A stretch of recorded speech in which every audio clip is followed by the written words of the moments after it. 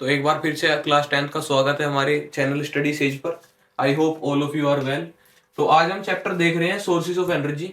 Sources of energy basically क्या है कि आपको देखिए, जो लाइफ की अटमोस्ट नीड है वो है एनर्जी। कोई भी काम आपको करना है, आपको मान लीजिए गाड़ी में बैठ के एक जगह से दूसरी जगह जाना है, ट्रांसपोर्टेशन को यूज करना है, वहां पर भी फ्यूल चाहिए। आप इलेक्ट्रिसिटी यूज करते हैं, उसमें भी फॉसिल फ्यूल लगते हैं। उसके अलावा आप जो भी काम करेंगे उसमें कहीं ना कहीं एनर्जी की रिक्वायरमेंट होगी। तो एनर्जी के क्या क्या सोर्सेज हैं, वो एनर्जी हमें कहाँ से मिलती है, उसको हम पढ़ेंगे इस चैप्टर आपके सोर्सेज ऑफ एनर्जी के अंदर। तो सबसे पहले देख लेते हैं कि अभी आपको क्या पता है कि सोर्सेज डिफरेंट डिफरेंट है हमारे पास। मैं वो एनर्जी जो है वो मैं फोसिल फ्यूल से भी ले सकता हूँ, वो मैं बायोगैस से ले सकता हूँ, वो मैं वाटर की फ्लोइंग एनर्जी से यानी काइनेटिक एनर्जी से ले सकता हूँ, वो मैं जियोथर्मल से ले सकता हूँ, टाइडल पावर प्लांट से ले सकता हूँ, मैं किसी भी चीज से ले सकता हूँ। लेकिन which one is the best, और उनमें से कौन सा ज्यादा अच्छा है या किस सोर्स को यूज हमें करना चाहिए, तो ये देखेंगे अभी हम कि what is a good source. पहला क्वेश्चन हमारे पास है what is a good source. तो पहली बात जो मैं कोई फ्यूल यूज करने से पहले कंसीडर करूंगा वो होगी उसकी कैलोरीफिक वैल्यू। कैलोरीफिक वैल्यू क्या है कि एक फिक्स अमाउंट ऑफ मास, किसी भी फ्यूल का एक फिक्स अमाउंट ऑफ मास को अगर मैं बर्न करूं तो उससे मुझे कितनी ज्यादा एनर्जी मिल रही है at a fix temperature and pressure. एक फिक्स टेम्परेचर प्रेशर पर किसी एक फिक्स वेट को किसी भी फ्यूल के अगर मैं बर्न करता हूं तो कितनी एनर्जी मिल रही है मेरे को, उसको मैं बोलूंगा कैलोरीफिक वैल्यू। ठीक है, तो ये चीज भी कंसिडर करी जाती है और इट इज क्वाइट इंपॉर्टेंट। इसके अलावा आई वुड से कि आप उसके बाद और क्या देखेंगे, इकोनॉमिकल हो, यानी कि आपकी उसकी जो प्राइसिंग है वो अफोर्डेबल हो, आप हर कोई उसको आसानी से खरीद पाए, तभी तो आप कह पाओगे कि वो आपके लिए जो है एक अच्छा फ्यूल है। क्योंकि अगर आप अफोर्ड ही नहीं कर पा रहे हैं तो फिर उसका क्या फायदा।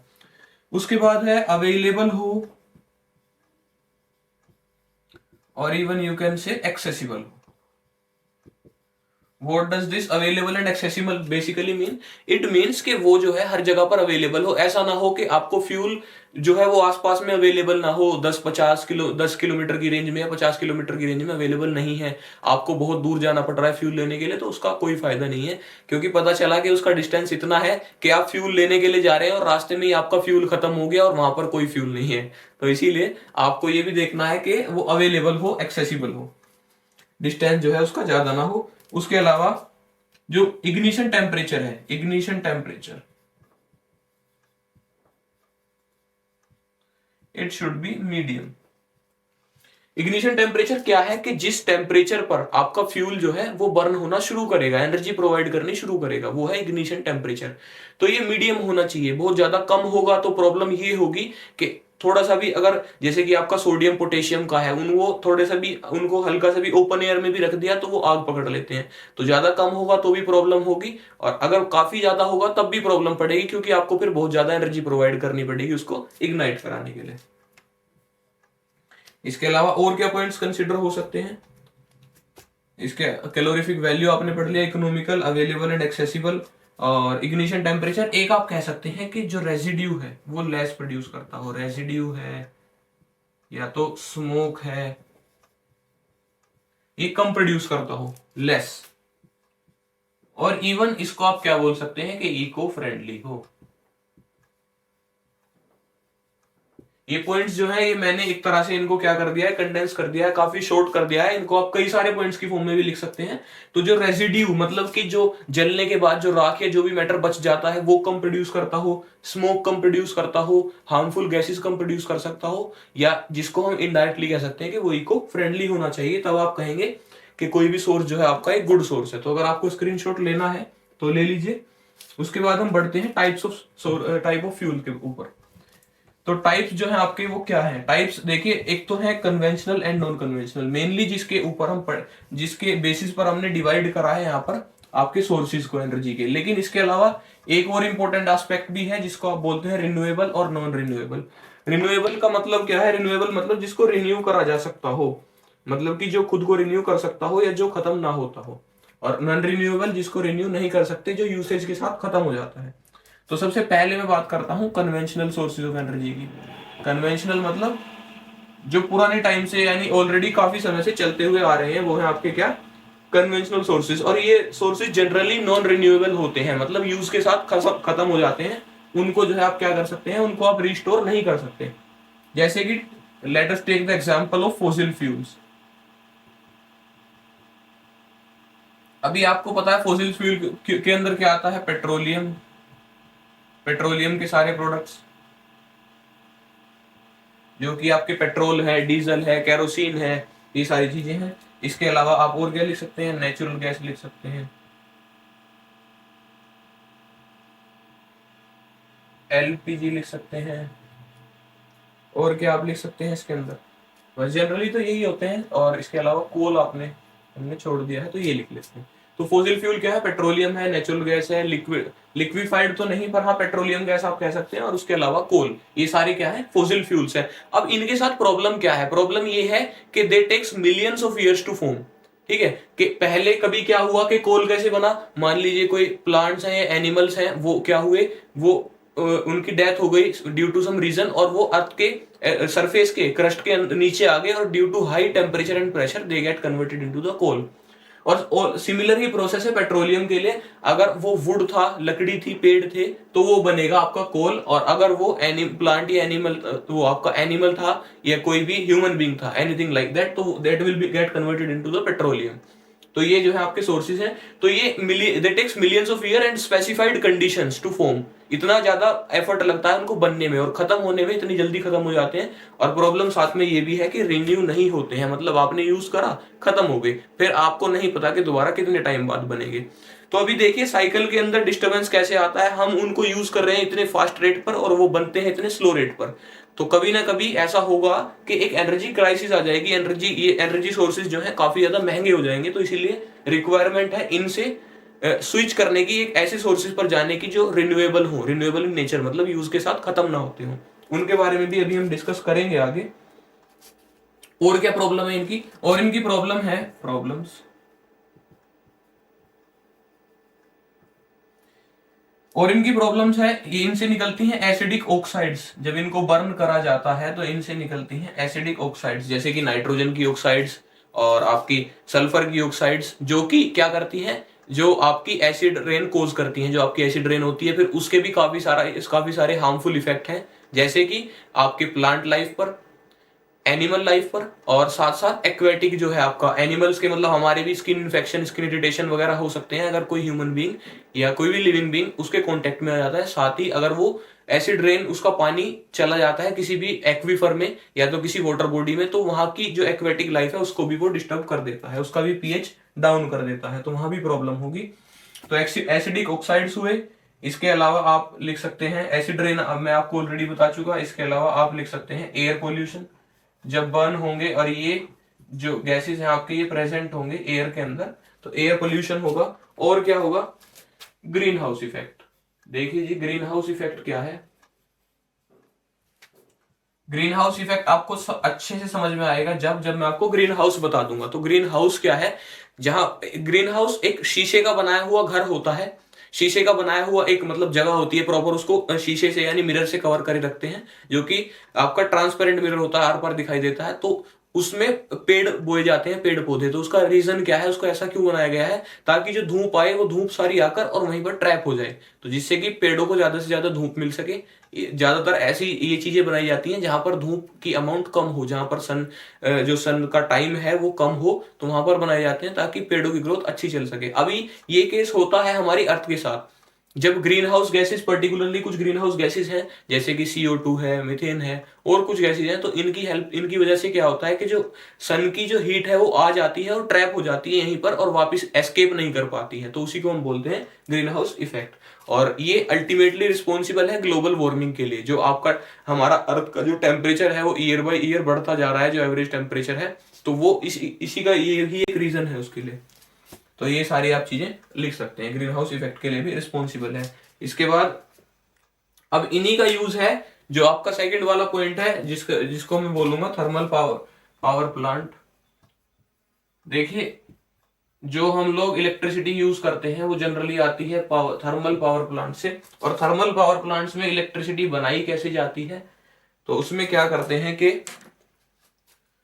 उसमें जनरली और इवन मोस्टली ढेर सारा कोल बर्न करते हैं, उस कोल से हीट करते हैं, वाटर को, और ये वाटर कन्वर्ट हो जाता है स्टीम में। जब ये हाई स्पीड स्टीम इस स्टीम को जो है स्टोर करते हैं जब तक प्रेशर हाई नहीं हो जाता, और जब प्रेशर हाई हो जाएगा स्टीम को तो इसको पास कराते हैं एक टरबाइन से, और क्योंकि प्रेशर हाई है तो टरबाइन घूमना स्टार्ट हो जाएगा, और जब ये टरबाइन घूमेगा तो इससे बनेगी इलेक्ट्रिसिटी। ठीक है, इस टरबाइन के घूमने से बनेगी इलेक्ट्रिसिटी। तो हमारा अल्टीमेट पर्पस जो है वो है टरबाइन को घुमाना। जब भी टरबाइन घूमेगा, डायनेमो टरबाइन घूमेगा तो इलेक्ट्रिसिटी बनेगी। तो हमने क्या करा, कोल को बर्न करा, उससे हीट करा वाटर को which get converted into steam, और स्टीम से क्या हुआ, उसको स्टोर करा जब तक प्रेशर हाई नहीं हुआ, और उसको फिर टरबाइन पर भेजा और वहां से इलेक्ट्रिसिटी बनी। ठीक है, तो ये है आपका, और ये हमारे इंडिया के अंदर सबसे ज्यादा मेजर सोर्सेज है। काफी ज्यादा जो मोस्ट ऑफ द रिक्वायरमेंट है इलेक्ट्रिसिटी की जो भी बनाई जाती है, ये जो नीड है वो फुलफिल होती है इसी से, क्योंकि और सोर्सेज जो है हमारे यहाँ अभी इतने डेवलप्ड नहीं है, जबकि हो जाने चाहिए थे, क्योंकि वो क्या है, हार्मफुल, ये जो सोर्सेज है आपके ये हार्मफुल है नेचर के लिए, और साथ साथ इनका, क्योंकि ये नॉन रिन्यूएबल है तो इनके खत्म होने का भी एक खतरा बढ़ जाता है कि ये जो इम्बैलेंस क्रिएट ना हो जाए नेचर के अंदर, कि जिस रेट से ये हम इनको यूज कर रहे हैं उस रेट से, क्योंकि ये बन नहीं रहे हैं। नेक्स्ट में बात करता हूं तो हाइड्रो पावर प्लांट्स।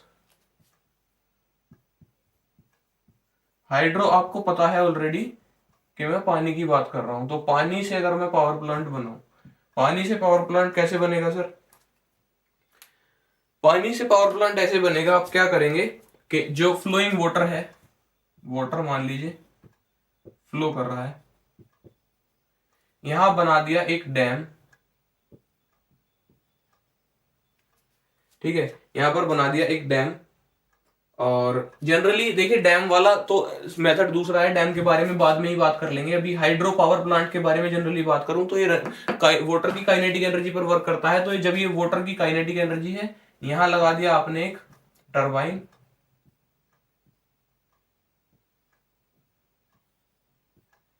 यहां आपने लगा दिया एक टरबाइन, वाटर जब फ्लो कर रहा है तो इसके पास है काइनेटिक एनर्जी, ये इसको घुमाएगा, और इसको आपने कनेक्ट कर दिया वायर्स के साथ, और यहां बन गई इलेक्ट्रिसिटी। ठीक है, तो आपने यहाँ पर क्या, इससे फायदा क्या हुआ, आपने कोस्ट कटिंग कर ली। कोस्ट कटिंग क्या करी कि आपको किसी फ्यूल को बर्न करने की जरूरत नहीं पड़ी, जो वाटर ऑलरेडी फ्लो कर रहा है उसके फ्लो को आपने यूटिलाइज करके टरबाइन को रोटेट करा लिया और उससे इलेक्ट्रिसिटी प्रोड्यूस करा ली। इसके फायदे भी कई हैं। इसके फायदे ये हैं कि पहली बात तो ये रिन्यूएबल सोर्स है, यानी कि यूज के साथ खत्म नहीं होगा, जो पानी का फ्लो है वो चलता रहेगा हमेशा ही। लेकिन प्रॉब्लम भी है। प्रॉब्लम क्या है कि जो भी हमारा आपका सेटअप है, जो भी ब्लेड्स हैं, जो चीजें हैं वो रहती हैं पानी के अंदर, तो उनका जो मेंटेनेंस है वो थोड़ा सा ज्यादा हो जाता है। इसके साथ ही साथ हमारे यहाँ इंडिया के अंदर पानी का फ्लो या ऐसे सोर्सेज उतने ज्यादा डेवलप्ड नहीं है अभी जितने एक्चुअल में होने चाहिए। ठीक है, तो हम लोग इसीलिए हम कह सकते हैं कि ये अभी उतना ज्यादा डेवलप्ड नहीं है। इसके साथ और क्या प्रॉब्लम्स है? इसके साथ प्रॉब्लम है, एक तो आपने जैसे अगर मान लीजिए कि आप क्या करेंगे कि अगर हमने ये तो टरबाइन बना लिया डायरेक्टली, अब कई जगह पर ऐसा होता है कि पानी की जो वो है फ्लो है वो उतना ज्यादा नहीं है कि आप डायरेक्टली टरबाइन बना सको, डायरेक्टली टरबाइन उसे रोटेट करा सको। फिर क्या करेंगे, फिर इसी वाटर को स्टोर करेंगे डैम्स के अंदर, डैम बनाएंगे, हाई राइज डैम। डैम के अंदर क्या होगा, वाटर स्टोर होगा होगा होगा, और ऐसे होते होते क्या होगा कि जो पानी की काइनेटिक एनर्जी है वो स्टोर हो जाएगी डैम के अंदर पानी में एज पोटेंशियल एनर्जी। और फिर डैम के बेस पर, बिल्कुल डैम के नीचे आप क्या करेंगे, पाइप्स लगाएंगे, और पाइप्स के थ्रू जो ये वाटर है इसको भेजेंगे टरबाइन पर। ठीक है, टरबाइन पर भेजा और टरबाइन हुआ रोटेट, और रोटेट करके बनी इलेक्ट्रिसिटी। तो यहां भी सेम ही केस है। करना क्या है, आपने वाटर को क्या कराया, डैम के अंदर स्टोर कराया, डैम के बेस में पाइप्स लगाए, पाइप्स पहुंचाए टरबाइन पर, टरबाइन रोटेट हुआ और उससे बनी इलेक्ट्रिसिटी। ठीक है, तो इसके साथ प्रॉब्लम क्या है, इस मेथड के साथ प्रॉब्लम ये है कि एक तो आप डैम्स हर जगह नहीं बना सकते, दूसरी बात डैम के अंदर जो है खर्चा काफी ज्यादा आता है।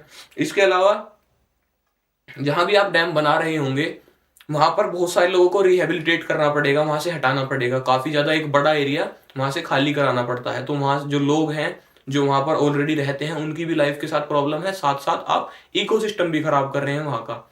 Along with that wild life को भी नुकसान है। और एक चीज और है कि अगर वो जो लिविंग बींग्स हैं वो पानी के नीचे आ जाते हैं तो उनका फिर एनारोबिक डिकम्पोजिशन होता है अंडर द वाटर, क्योंकि वहां ऑक्सीजन की प्रेजेंस उतनी नहीं है, और उससे क्या होगा, मीथेन जनरेट होती है, और मीथेन एक क्या है, ग्रीन हाउस गैस है। तो ये भी प्रॉब्लम इसके साथ रहने वाली है। इसके अलावा और एक क्या है कि जैसे आपने डैम के अंदर क्या करा, बहुत सारा पानी एक जगह पर स्टोर कर लिया, तो उससे क्या होगा कि हमारी जो टेक्टोनिक प्लेट्स हैं अर्थ की, उनके अंदर भी डिसरप्शंस होते हैं, डिसबैलेंस आ जाता है, और उनका मूवमेंट भी होता है। जैसे कि कोयना आपकी रिवर है, उसकी वजह से भी जो है एक अर्थक्वेक आया था। तो ये जो है अर्थक्वेक का रीजन भी बन सकता है, वो डिसबैलेंस बना देता है टेक्टोनिक प्लेट्स के अंदर। तो ये भी एक रीजन है कि जनरली ये जितना ज्यादा यूज होना चाहिए एक्चुअल में भी उतना यूज नहीं है। इसके अलावा जो नेक्स्ट में बात करता हूं, जो काफी इंपॉर्टेंट और बहुत ही एक्सीलेंट सोर्स ऑफ एनर्जी है, वो है बायोगैस। बायोगैस के अंदर क्या है, जनरली बायोगैस को बायो ही क्यों नाम रखा, क्योंकि ये रिलेटेड है लाइफ से। बायोगैस जो है वो बनती है आपकी बायोमास से। बायोमास क्या होता है, वेस्ट फ्रॉम लिविंग बींग्स। ठीक है, जो लिविंग बींग्स हैं उनसे अगर कोई वेस्ट बचता है, उनसे निकलता है, इधर let it be from the plants और from the animals as well, वो जो वेस्ट है उसको आप बोलोगे बायोमास। तो बायोमास को अगर आप एनारोबिकली डिकम्पोज करो, एनारोबिकली मतलब कि आप जो है उसको ऑक्सीजन की प्रेजेंस में नहीं बल्कि एब्सेंस में आप उसको क्या करें, आप उसको डिकम्पोज कराएं, तो उसको हम बोलेंगे जनरली क्या बोलेंगे, वो उससे कुछ गैसेस जनरेट होंगी जिसका major part, like it will be nearly about 3/4 of the part will be methane. और वो जो मीथेन जनरेट होगी उसको आप यूज करते हैं एज बायोगैस। इसके यूजेस क्या है और ये कैसे बनती है, ये मैं आपको एक सेटअप के साथ बताता हूँ। तो सो आपने देखना है क्या, एक तो सबसे पहले बायोगैस बनेगी कैसे, तो बायोमास जो है वो डिकम्पोज होगा in the absence of oxygen, और एब्सेंस ऑफ ऑक्सीजन से ही बायोगैस बनेगी। बनेगी कैसे, इसमें ये देख लीजिए कि आपने यहाँ डालना है, ये स्लरी डालनी है। स्लरी मतलब जो भी काऊ का डंग है या गोबर है या जो भी और इसका जो है लिविंग बींग से जो भी वेस्ट आया है वो सारा आपको डालना है पानी में मिक्स करके। आप ये पर यहाँ पर डाल दीजिए उसको, और यहाँ पर फिर पानी भी डाल दीजिए ऊपर से, तो वो चीजें मिक्स हो जाएंगी। मिक्स होकर वो यहाँ पर रहेगा कुछ टाइम के लिए, वो कुछ दिन, 5 से 7 दिन शायद यहाँ पर रहेगा। तो जब वो यहाँ पर रहेगा तो उसका एनारोबिक डिकम्पोजिशन होगा, यहाँ पर कोई ऑक्सीजन जो है इसको नहीं मिलेगी। ऑक्सीजन नहीं मिलेगी तो यहाँ पर गैस बनती रहेगी, और जब ये कलेक्ट हो जाएगी तो गैस कलेक्टर का लेवल ऊपर उठ जाएगा। जैसे ये ऊपर उठ जाएगा फिर आप यहाँ से गैस कलेक्ट कर सकते हैं, और जब यहां से गैस बन चुकी तो ये आउटलेट पर आपको मेन्योर की फॉर्म में मिल जाएगा। जो गोबर जिससे गैस सारी निकल चुकी है, अब वो आपको मेन्योर की फॉर्म में मिल जाएगा, और आप उसको एज अ फर्टिलाइजर आप उसके अंदर यूज कर सकते हैं, खेतों के अंदर यूज कर सकते हैं। तो इसके फायदे क्या क्या है, इसके फायदे ये हैं कि एक तो ये बिल्कुल क्लीन सोर्स है। कई सारे लोगों को ये जो है वो रहता है, कंफ्यूजन रहता है कि ये तो हमने गोबर से बनाई है तो क्या ये गैस यूजेबल है, तो बिल्कुल क्लीन गैस है। आप इसको बहुत मतलब अच्छे से यूज कर सकते हैं for making electricity as well and for the purpose of like as आप सब्स्टिट्यूट बना सकते हैं इसको एलपीजी का, as substitute of LPG as well. तो एक क्लीन सोर्स है ये। इसके अलावा और क्या है,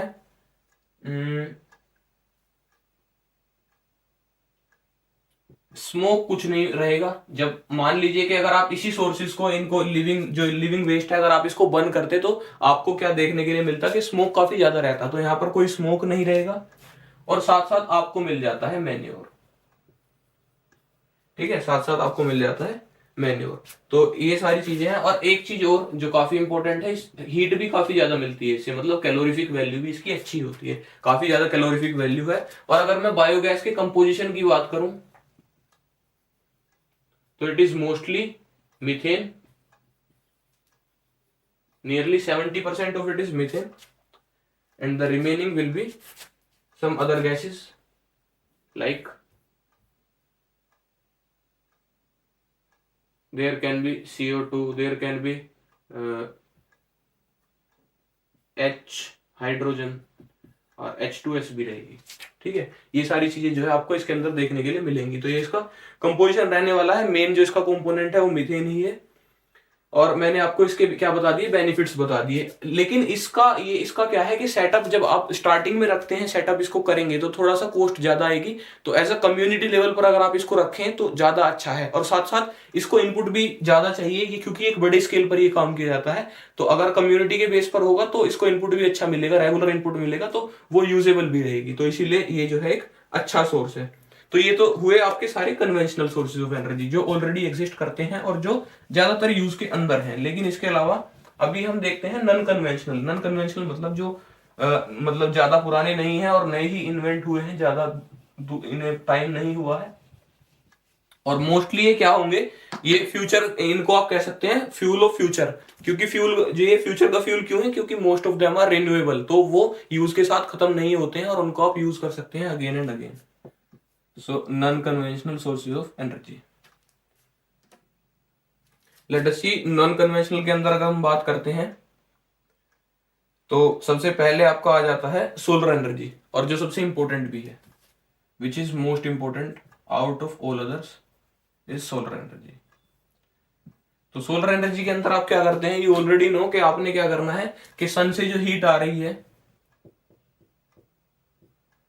सन से जो हीट आ रही है उसको एब्जॉर्ब करा लेना है एक किसी सरफेस पर, और फिर उसको यूटिलाइज कर लेना है एज पर द पर्पस। तो अभी तक आपने क्या पढ़ा है, अभी सिर्फ आपने सोलर सेल पैनल ही पढ़े हैं, कि आपने एक सोलर सेल रखी हुई है, सन की एनर्जी इस पर पड़ी, इसने उसको इलेक्ट्रिसिटी में कन्वर्ट कर दिया, सन की हीट एनर्जी को। लेकिन इसके अलावा और कई गैजेट्स हैं, जैसे सोलर कुकर है, सोलर वाटर हीटर है।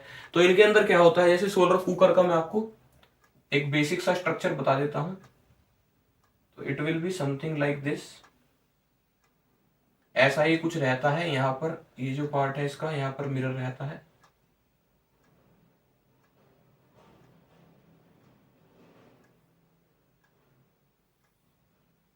और यहाँ पर रहेंगे आपके, ये आप बोल सकते हैं कि यही आपके स्टोव हैं, और इस पे जो कलर करते हैं आप ब्लैक करते हैं। ये मिरर है, इसको ऐसे रखते हैं फेसिंग द सन। जब सन को ही फेस करेगा मिरर, जब आपकी जो रेज हैं वो सारी पड़ेंगी आकर मिरर के ऊपर। मिरर जो है जनरली आप रखेंगे या तो प्लेन मिरर रखेंगे या तो रखेंगे कॉनकेव मिरर, क्योंकि कॉनकेव मिरर का आपने क्या पढ़ा हुआ है, कॉनकेव मिरर का आपको पता है कि जब इन्फिनिटी से उस पर रेज आएंगी तो वो क्या कर देगा, फोकस पर उनको क्या कर देगा, सभी को एक जगह पर कन्वर्ज कर देगा। तो यहाँ पर उसका फोकस रखेंगे और ये उन सबको यहाँ पर सामने से रेज पड़ेंगी तो ये कन्वर्ज कर देगा इन स्टोव्स पर। और इसको ब्लैक पेंट इसीलिए करा गया है ताकि, क्योंकि डार्क कलर्स क्या करते हैं, ज्यादा हीट एब्जॉर्ब करते हैं, तो जिससे कि ये मैक्सिमम हीट एब्जॉर्ब कर सके। तो ये तो है आपका सोलर कुकर। इसके अलावा सोलर वाटर हीटर भी कुछ ऐसे ही मैकेनिज्म पर काम करता है, और उसमें जो है बहुत पतली पतली पाइप्स होती हैं जैसे कैपिलरीज के जैसी, और वो क्या करेंगे, उनके अंदर वाटर जो है वो क्या करता रहता है, वाटर उनके अंदर चलता रहता है धीरे धीरे। और क्योंकि उन पर हीट पड़ रही होती है, ऊपर से सन की मटेरियल ऐसा रखते हैं जो हीट ज्यादा एब्जॉर्ब करे, तो वो पानी आपका गर्म हो जाता है। तो ये सारे आपके सोलर एनर्जी के यूजेस हैं। ये आपका सोलर सेल पैनल है।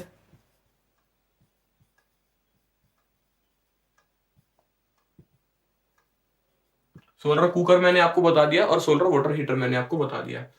अब इनके तो ज्यादातर मोस्टली आप देखेंगे तो इनके तो एडवांटेजेस ही हैं, फायदे ही हैं कि आप रिन्यूएबल सोर्स यूज कर रहे हैं, और अलोंग विद दैट आपको इतना ज्यादा कुछ खर्चा नहीं लग रहा है। इसके बाद ये है कि आप नेचर को हार्म नहीं कर रहे हैं, पोल्यूट नहीं कर रहे हैं। लेकिन इसका एक लिमिटेशन है, डिसएडवांटेज तो नहीं, लिमिटेशन ये है कि पहली बात तो अगर सोलर कुकर की बात करूं तो it takes time to cook, इसको थोड़ा सा टाइम लगेगा। दूसरी बात क्या है, जैसे अगर सोलर पैनल की बात करूं तो वैसे तो अर्थ पर सिलिकॉन काफी सारा है, अबंडेंट अमाउंट में सिलिकॉन प्रेजेंट है, लेकिन हाई ग्रेड सिलिकॉन जो कि यूज होता है आपके सोलर सेल पैनल बनाने के लिए, उसकी अमाउंट थोड़ी कम है, तो उसके लिए भी, उसकी वजह से भी ये थोड़ा सा कॉस्टली हो जाता है। इसके बाद नेक्स्ट एनर्जी की अगर मैं बात करूं, so next energy is energy from the sea. Sea से आप कैसे कैसे एनर्जी ले सकते हैं।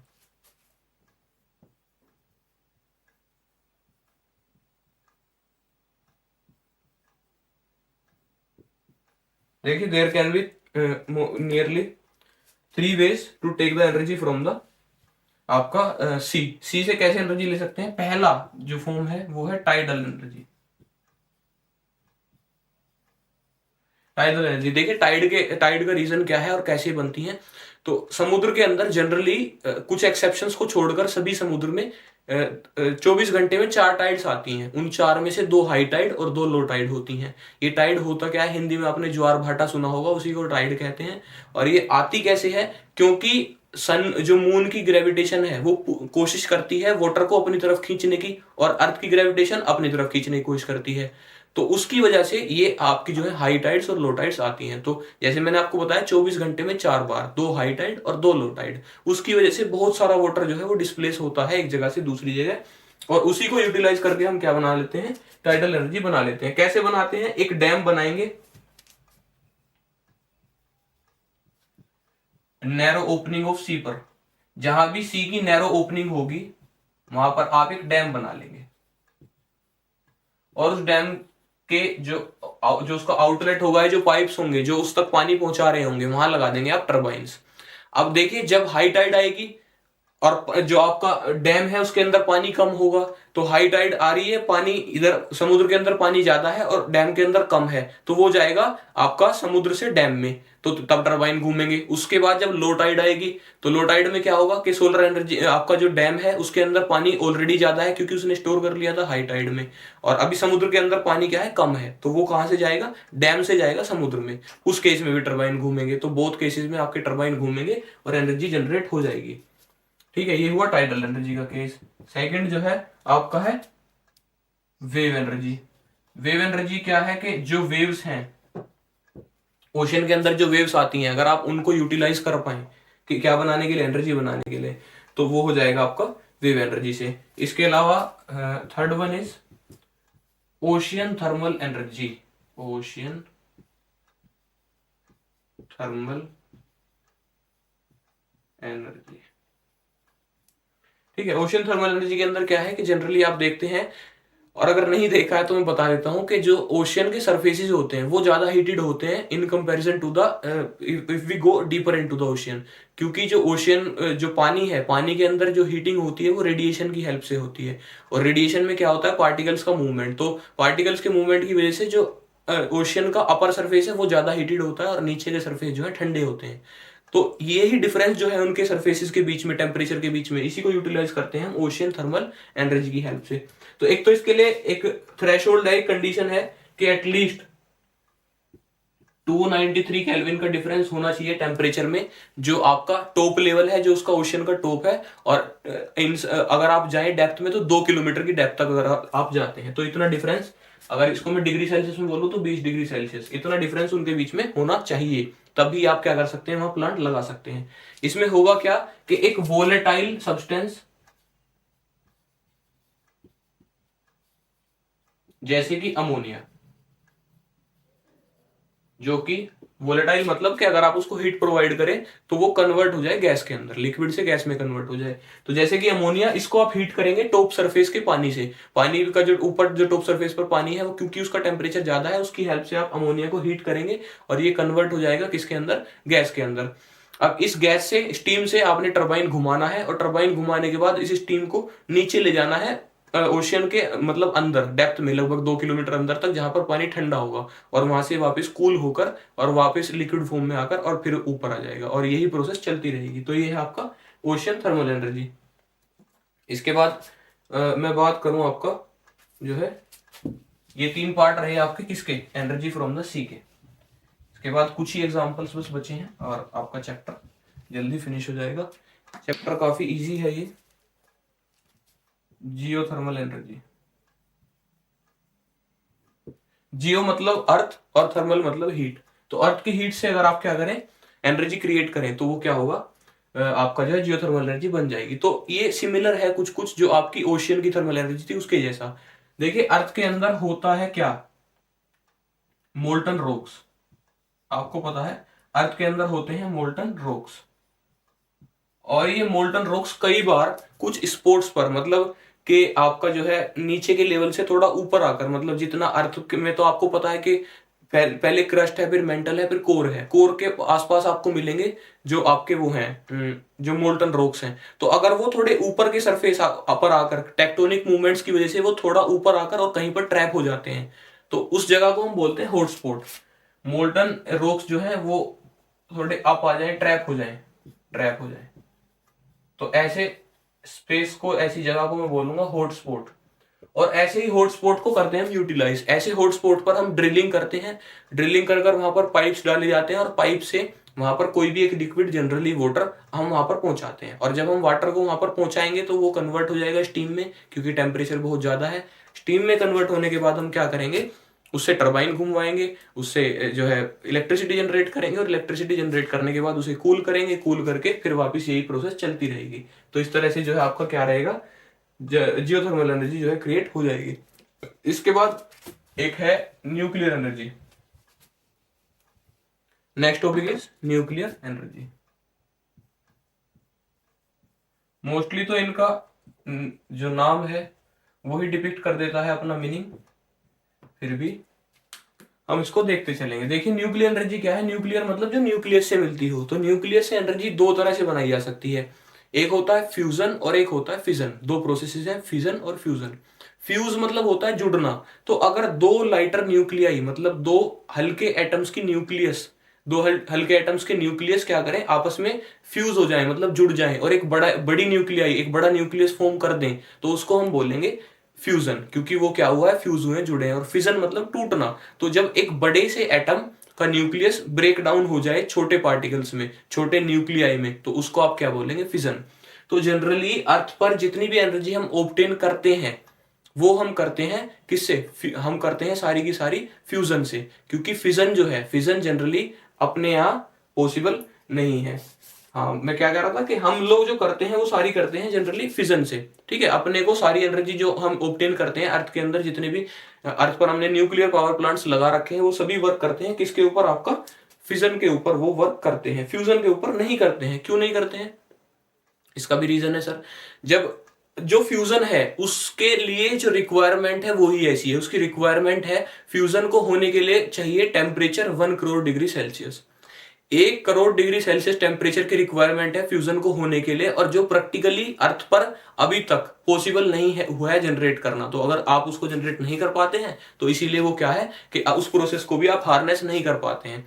तो उसको अगर आपको देखना है तो उसको आपको जाना पड़ेगा सूरज पर, मतलब सूरज के ऊपर। अगर आप सूरज की स्टडी करेंगे, सन के बारे में देखेंगे, तो वहां पर जो है वो वर्क करता है on the principle, on the work, वो वर्क करता है आपका on the principle of fusion. ठीक है, फ्यूजन का जो प्रोसेस है, सन की एनर्जी उसी से बनती है। और यहां पर हम बात कर लेते हैं फिजन की, जो आप न्यूक्लियर पावर प्लांट्स में यूज करते हैं। तो फिजन में क्या कराया जाता है, इसमें कराते हैं controlled nuclear reactions. Controlled nuclear reaction कराई जाती हैं। न्यूक्लियर रिएक्शन लाइक, जैसे मैंने आपको ऑलरेडी बताया कि जैसे किसकी हेल्प से करते हैं आप, कौन से मेटल्स की रिक्वायरमेंट होती है, तो जनरली यूरेनियम और कुछ times thorium. Most of the times it is uranium. तो आपने क्या करना है, ये दोनों जो है हैवी मेटल्स हैं, इनकी जो न्यूक्लियस है उसको ब्रेक डाउन करते हैं छोटे न्यूक्लियाई में, जिसको आप बोलते हैं न्यूक्लियर फिजन, और इससे इलेक्ट्रिसिटी बनाई जाती है। लेकिन इसकी प्रॉब्लम्स काफी सारी हैं एक्चुअल में। प्रॉब्लम्स क्या है, प्रॉब्लम्स ये है कि एक तो ये जो है रेडियो एक्टिव वेस्ट है, तो इसको आप डिस्पोज करना पड़ता है बहुत स्पेशली। अगर आपने इसको ऐसे ही मतलब हल्का सा भी लाइटली ले लिया तो ये लाइव्स ले सकता है, काफी ज्यादा जाने इससे जा सकती हैं। तो इसकी एक तो डिस्पोजेबिलिटी की प्रॉब्लम आ जाती है। दूसरी, ये जो यूरेनियम थोरियम है ये काफी ज्यादा मतलब कम है, स्कैर्सिटी है इनकी उसके नेचर के अंदर, तो इनको हार्नेस कर पाना, इनको यूज कर पाना उतना ईजी नहीं है। तीसरी बात कि जो वर्कर्स हैं उनकी भी लाइफ का जो है उनकी भी लाइफ का हजार्ड रहता है, उनको भी काफी ज्यादा सिक्योरिटी मेजर्स फॉलो करने पड़ते हैं। तो ये सारी चीजें हैं जिनकी वजह से ये जो सोर्स है हमारा ये थोड़ा कम यूज होता है जनरली। इसके बाद ये टॉपिक्स जो है आपके, ये जो एनर्जी टाइप है वो ऑलमोस्ट खत्म है। अभी हमने कन्वेंशनल पढ़े, नॉन कन्वेंशनल पढ़े। इसके बाद हम देख लेते हैं कुछ पॉइंट सिर्फ, जैसे कि एक पॉइंट में बात करता हूं जो कि है कॉन्सिक्वेंसेस। कॉन्सिक्वेंसेस के, अगर हम रिन्यूएबल सोर्सेज को यूज नहीं करते हैं या नॉन रिन्यूएबल सोर्सेज को यूज करते हैं तो उसके कंसिक्वेंसेज क्या है। तो कंसिक्वेंसेज में आपको ऑलरेडी बता चुका कि एक तो डिसबैलेंस आ जाएगा जो क्रिएशन की साइकिल है मिनरल्स की, जो जिस स्पीड पर मिनरल्स क्रिएट होते हैं उसमें और जिस पर हम उनको यूज करते हैं उसमें एक डिसबैलेंस आ जाएगा और जो मिनरल्स हैं उनकी स्कैर्सिटी हो जाएगी, तो वो कम पड़ जाएंगे, पहली प्रॉब्लम। दूसरी क्या है, इससे पोल्यूशन होते हैं डिफरेंट डिफरेंट टाइप्स के, air pollution, water pollution, soil pollution और जितने सारे पोल्यूशन पॉसिबल हैं वो सब होते हैं। ग्लोबल वार्मिंग आपको देखने के लिए मिलती है, एसिड रेन आपको देखने के लिए मिलती है। ये सारी चीजें जो है क्या है, ये कॉन्सिक्वेंसेज हैं ऑफ यूजिंग जो आपके फॉसिल फ्यूल्स हैं जनरली जो नॉन रिन्यूएबल सोर्सेज हैं। ठीक है, अब how long do they last, अब वो कितना लास्ट मतलब कि कितने समय तक वो चल सकते हैं, ये एक क्वेश्चन है चैप्टर का लास्ट कि how long do they last, वो कितना जो है लास्ट कितने समय तक वो चलेंगे या कब वो खत्म हो जाएंगे। तो देखिए अगर हम बात करेंगे कि फॉसिल फ्यूल्स पर ही अगर हम डिपेंडेंट रहते हैं, सोनली हम उन्हीं पर अपनी डिपेंडेंस रखेंगे तो वो जल्दी खत्म हो जाएंगे। तो हमको करना क्या है, कुछ ऐसा करना है कि हम उनको यूज भी करते रहें और वो खत्म भी ना हो। और इसको करने के लिए हमको क्या बनाना पड़ेगा, हमको ध्यान देना पड़ेगा सस्टेनेबल डेवलपमेंट के ऊपर, सस्टेनेबल डेवलपमेंट।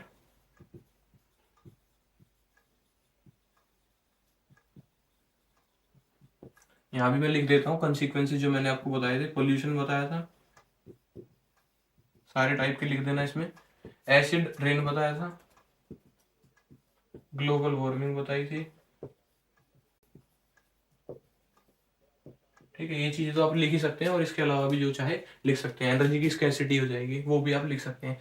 तो ये कब तक चलेंगे, देखिए अब ये ज्यादा टाइम नहीं चलेंगे अगर हम एक ही रिसोर्सेज पर डिपेंडेंट रहते हैं। तो पहले तो हमको जरूरत है अपना जो यूज सर्कल है, जो हम जिन रिसोर्सेज को यूज कर रहे हैं उसको वो डिफर कराने की, कि हम सिर्फ एक ही सोर्स पर डिपेंड ना रहें, एक ही चीज पर डिपेंडेंट ना रहें। तो हमको वैरायटी लानी है उसके अंदर। उसके अलावा हमें ध्यान देना है सस्टेनेबल डेवलपमेंट पर। सस्टेनेबल डेवलपमेंट का मतलब है कि हम अपना आज का काम भी चला लें और रिसोर्सेज को इस तरह से यूज करें कि आने वाली फ्यूचर जनरेशंस के लिए भी वो बची रहें। तो उसके लिए हमें क्या करना पड़ेगा, ऑब्वियसली अच्छी प्लानिंग करनी पड़ेगी। तो सस्टेनेबल डेवलपमेंट है। उसके अलावा शिफ्ट करना पड़ेगा हमें, shift to non renewable sources, sorry renewable sources. आपको क्या करना पड़ेगा, रिन्यूएबल सोर्सेज जो हैं जो यूज के साथ खत्म नहीं होते हैं उन पर शिफ्ट करना पड़ेगा। ठीक है, उसके अलावा क्या कर सकते हैं, उसके अलावा बहुत सारे पॉइंट्स हैं, जैसे कि आप प्राइवेट ट्रांसपोर्टेशन की जगह पब्लिक ट्रांसपोर्टेशन यूज कर सकते हैं।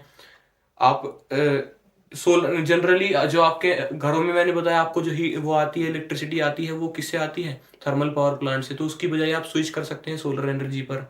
उसके अलावा आप क्या कर सकते हैं, और भी जो सारे पॉसिबल वेज हैं एनर्जी को सेव करने के, जहां पर भी पॉसिबल है वो आप करेंगे। तो उससे क्या होगा कि एक बैलेंस बना रहेगा और साथ साथ एनर्जी वेस्ट नहीं होगी, जहां उसकी नीड है, यूटिलाइजेशन है एक्चुअल में, वो वहीं पर यूज होगी। और एक बैलेंस बना रहेगा, आपका जो यूज करने का जो रेट है और जो बनने का रेट है उन दोनों के बीच में एक रेशनलाइजेशन रहेगा। तो रिसोर्सेज ज्यादा टाइम तक चल पाएंगे, इवन चलते रहेंगे, क्योंकि some of them are renewable as well. तो यहाँ पर चैप्टर जो है आपका खत्म हो जाता है, लेकिन काफी इंटरेस्टिंग चैप्टर है। एक्सप्लोर आप करते रहिए, इसको पढ़ते रहिए।